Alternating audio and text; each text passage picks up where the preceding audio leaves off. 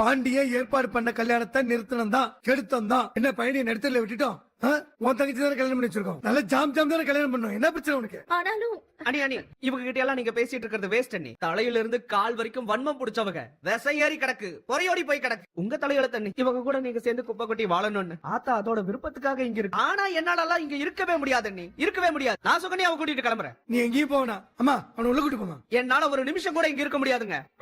ஏண்டா இப்படி இருக்கீங்க? டேய் இவன் உன் தம்பிடா. இவனை போட்டு பந்தாடுறதுல உங்களுக்கு அப்படி என்னடா ஒரு சந்தோஷம்? நீ வேற சும்மா அவனை தூண்டி விடாத. யாரு என்ன தூண்டி விடலங்க.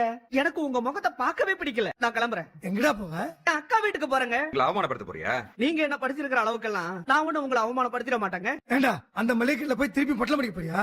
நான் என்ன வேலையோ பாத்துட்டு போறேன். உங்களுக்கு என்ன? உனக்கு பிசினஸ் எல்லாம் பேசி வச்சிருக்கோம். யாருக்குங்க வேணும் உங்க பிசினஸ்? யாருக்கு வேணும்? இங்க ராஜா மாதிரி வாழறத விட்டுட்டு அவங்க கிட்ட போய் அடிமை மாதிரி வாழ போறியா? ராஜா மாதிரியா?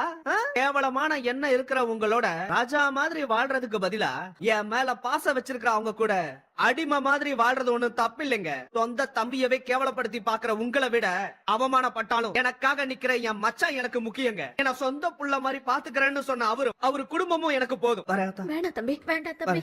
தம்பி வா போலாம். நம்ம வீட்டுல எல்லாரையும் கொஞ்சம் கூப்பிடுறீங்களா? எதுக்குடா? நீங்க கூப்பிடுங்க மச்சான். கோமதி, செந்தில, கதிரு எல்லாரும் கொஞ்சம் வெளியே வரையில போக வேண்டியதான்றா. என்னங்க? இல்ல இப்படி பேசாம என்னடா இருக்கா? எதுக்குடா எல்லாத்தையும் வர சொன்ன? மச்சான் நானும் சுகன்யாவும் நம்ம வீட்லயே இருக்கிறதா முடிவு பண்ணிருக்கோம்.